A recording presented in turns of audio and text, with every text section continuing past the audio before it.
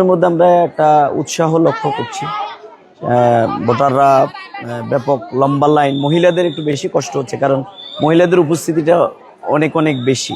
তো কোনো জায়গায় একবারে বেশি স্লো আমাদের কাছে মনে হয়েছে। আমরা সে ব্যাপারে অফিসারদেরকে দৃষ্টি আকর্ষণ করেছি যে মা বোনেরা লম্বা সময়ে দাঁড়িয়ে থেকে যদি স্লো হয় তাহলে আবার ওনারা অস্থির হয়ে কিন্তু চলেও যেতে পারেন, যেমন যে পরিমাণ রোদ এরকম কিছু কিছু জায়গায় হচ্ছে, আমরা সেগুলো বলেছি।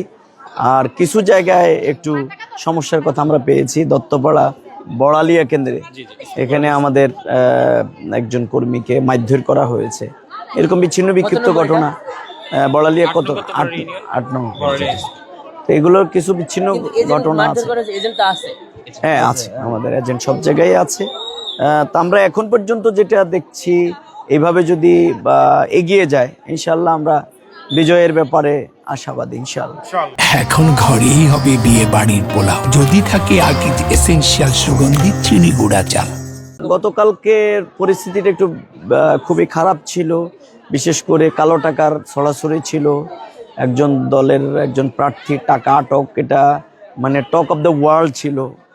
এইগুলো আমাদেরকে একটু বিব্রত করেছে, কারণ আমরা চাচ্ছিলাম যে এই 15 বছরে মানুষ যে ভোটাধিকার প্রয়োগ করতে পারেনি, কালো টাকা, পেশি শক্তি, সন্ত্রাস, এগুলো মুক্ত একটা ইলেকশন হবে। তো আমরা আজকে ইলেকশন কেন্দ্রগুলোতে ঘুরে সেরকম একটা আলামত দেখতে পাচ্ছি, মানুষের মধ্যে উৎসাহ।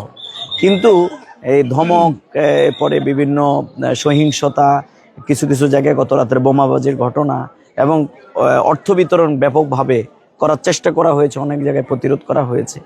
এইসব মিলিয়ে গতকাল পর্যন্ত যে আশঙ্কাটা যেই মাপের ছিল, আমরা আজকে ঘুরে আমার কাছে মনে হচ্ছে তার থেকে এখনো পর্যন্ত এই মুহূর্ত পর্যন্ত ভালোই রয়েছে।